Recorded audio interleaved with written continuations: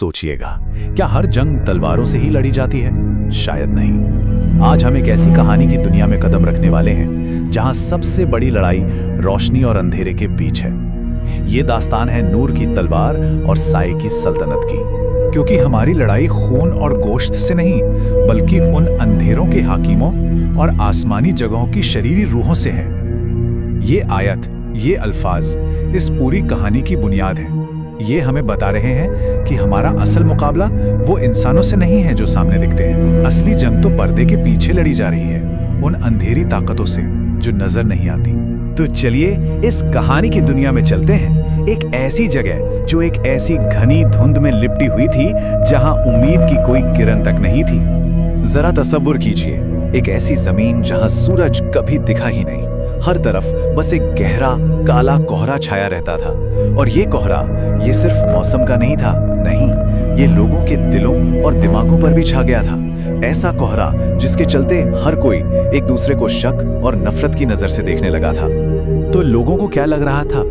उन्हें लगता था कि उनका दुश्मन उनका पड़ोसी कबीला है, लेकिन उन्हें इस बात का एहसास तक नहीं था कि असली दुश्मन तो वो साए थे। वो साए जो इस कोहरे में छुपकर धीरे धीरे उनके दिलों में नफरत के बीज बो रहे थे। लेकिन कहते हैं ना, हर घने अंधेरे में रोशनी की एक उम्मीद जरूर होती है। और यहाँ वही उम्मीद रोशनी का एक नया रास्ता बनकर सामने आई। और इस कहानी का हीरो है आर्यन, एक नौजवान योद्धा।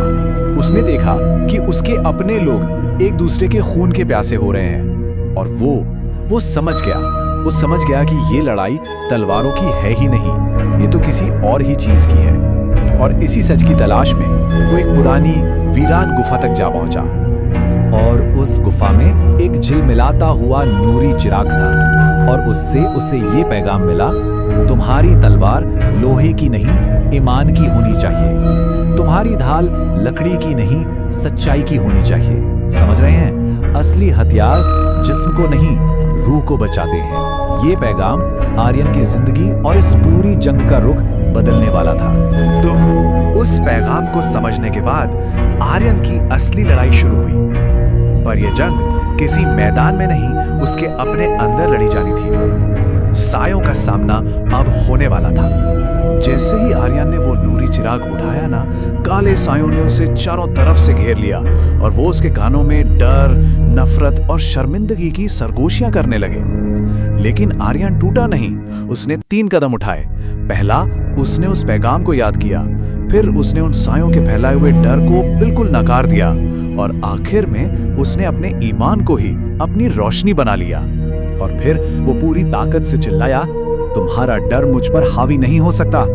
और बस उसी पल अचानक उसके जिस्म से एक सुनहरी रोशनी फूटी, ऐसी रोशनी जिसने उन सायों को जलाकर राख कर दिया। और उसी पल उसे सब साफ हो गया। उसकी लड़ाई अपने लोगों से थी ही नहीं, बल्कि उन अंधेरी ताकतों से थी जो उन्हें भटका रही थी। तो जब साए हार गए, मैदाने जंग का पूरा मंजर ही बदल गया। एक नई सुबह आ चुकी थी। लेकिन सवाल अभी भी वही है, असली जीत आखिर थी क्या? आर्यन की उस रोशनी से वो सदियों पुराना कोहरा फटने लगा।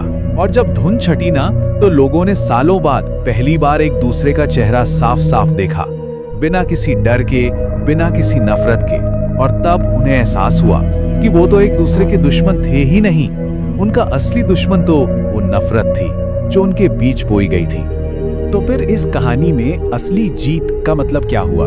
इसका मतलब किसी कबीले को हराना नहीं था, बिल्कुल नहीं। असली जीत थी उस अंधेरे को हराना, तलवार से नहीं, बल्कि अपने ईमान और सच्चाई की रोशनी से। यही इस कहानी का सबसे बड़ा, सबसे जरूरी सबक है। तो इस पूरी कहानी से हम सब क्या सीख सकते हैं? पहली बात कि असली झगड़े अक्सर दूसरे लोगों से नहीं होते।